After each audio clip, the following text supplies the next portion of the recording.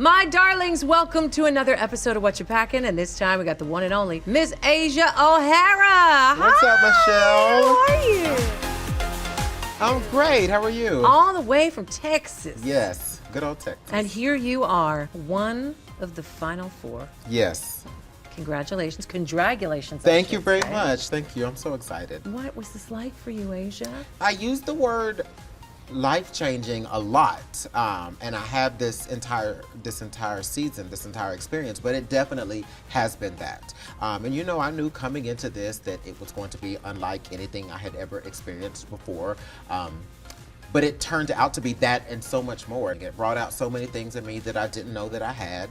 And it tested so many things in me that I just thought were for sure qualities of mine. How many times did you audition? 3. Do you think you did something different this time around that Ru noticed you versus the other? You know, the first time I auditioned, I was, I'm gonna audition and I'm gonna get on and I'm gonna kill it. And I didn't, and I was like, so I didn't even get one call? Like, did they lose my tape or something? So the second time, I probably did even worse because I was just trying so hard to be what I thought it needed to be. I didn't audition for season 9, but then when season 10 was coming around, I was like, I think this is something that I want to try again, and I really just want to put myself out there and see what happens. My boyfriend and 2 of my very close friends were like, in everything you do in life, you just have to be yourself and give people yourself. And so I did my audition tape in my bathroom by myself on my phone, just being realistic and being myself and not trying to be something that I'm not. And I was like, I'm just gonna turn it in and whatever happens, happens. And I got the phone call and she loved it. We don't want some convoluted made up character that you think we want. We want you. And that's why we have to beat you down with a stick for you to then rise back up as yourself. Absolutely. Because what we're doing is beating out old habits. Those old habits are not who we want. Absolutely. We want who's at the core of Asia O'Hara. Yes.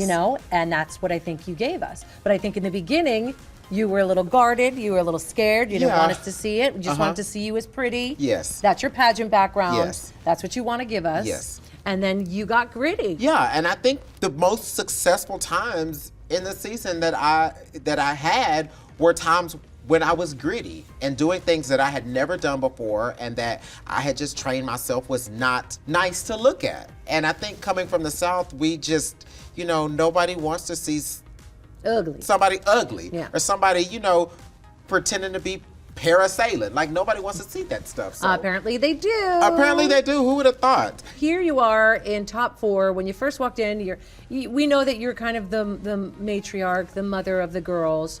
Was there anybody that you didn't get along with from the beginning? It took Eureka and I a little bit we did a lot of tennis playing. Yeah, it's trying to figure out where we were with one another. But I got along with everyone, I would like to think the entire season, and there was never a time when I was like, oh, I just don't like this person.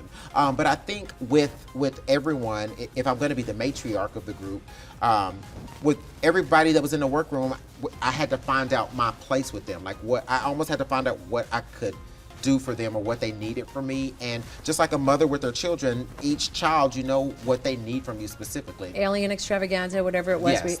where you fell pretty hard on that challenge. Was that a wake-up call for you? I can't say that it was a wake-up call because although I see my fault, I definitely saw my fault. In the moment when I realized that I had dropped the ball, I was upset. But afterwards, I was just like, I didn't drop the ball, I just kind of screwed up my dribble a little bit. But you know what? I got it, and I'm gonna, I don't want to look back on this week or this challenge and be like, you screwed that up. None of you screwed up. It's just, it went challenge by challenge. Yeah. Which one was tailor-made to the ones who win? Which one was a struggle for the ones who were in the bottom? One thing you did give us is lots of looks, and we've seen all of these, winter and summer. Yes, Your Nicki Minaj ski moment. Yes.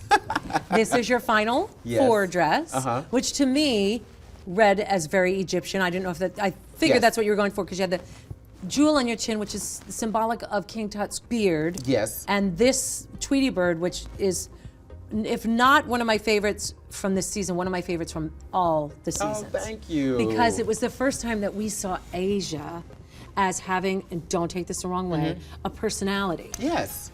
and it came through with the blowing of the hair and it was so brilliant. Thank you. Really, really brilliant. Thank Was this you. your concept? It was my concept. Like, I use feathers a lot. And I was like, I don't want to do something showgirl or burlesque. I want to do something fun with feathers because I don't think that's what people normally think of when they think about feathers. And I love the fact that it has just enough shape at the top, and I love the color, and I think it's fun.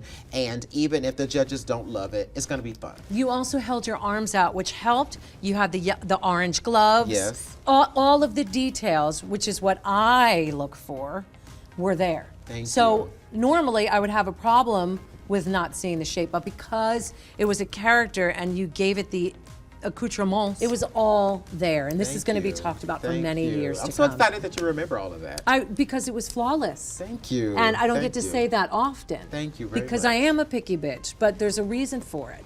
And I want to see you go as far as you can take this, you know? Thank you. This is your moment. It took you 3 chances to get on. You're here. You're in the final 4. What do you want to get out of this, Asia? It's not really what I want to get out of this, it's what I want to do with this. Okay. And I talk about giving back to drag. Family is not something that I was blessed with, that I am blessed now with a lot of. So, you know, drag at times when I needed a mother or a sister or a friend or a child, drag was all of that to me. So I want to give back to that. Because you lost your parents when you were young. Yes. And I lost my parents when I was young, and I don't have, you know, a lot of close family or friends. And so drag has been my family and my friends. So what I want to do with this is I want to make drag as big and as beautiful and as fabulous as it possibly can be. And whether it's creating opportunities for people to showcase their drag, or just making sure that people have the tools and the resources and the knowledge to get to as close and as intimate with drag as they can. And I want to help people find their niche, because I think there are so many people that love drag and love Drag Race that are not drag queens, and it's hard for them to feel a part of it. I think it's starting to open it up and make it okay to be a female who wants to do drag, or, you know, be an ally who's part of the community, or just to watch the show and like it and not be involved in the community. It's all okay. And the more that we keep forging ahead, and the more that we keep fighting and letting it be known that this is a place of safety and equality and love and non-judgmental zones, the more we can make that happen. Yes, absolutely. And I love that message that you're putting out there. Thank you. And Asia, you have worked very hard to be in this top 4.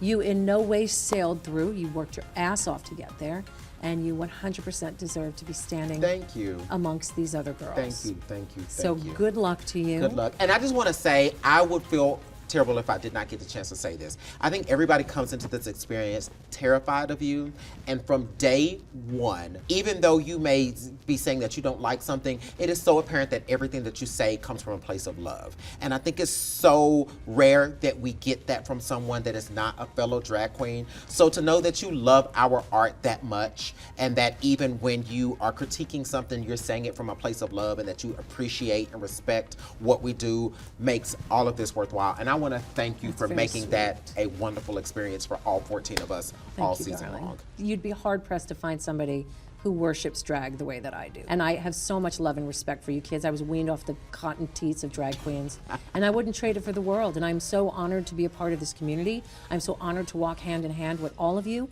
I will be fighting with you and for you till the day I die. Thank you. So it's my pleasure, sweetheart. And thank you guys for watching another Whatcha Packin'. We will see you next time. Bye.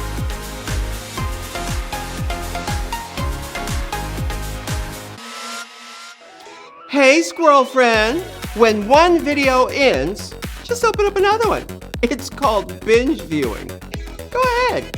I support you.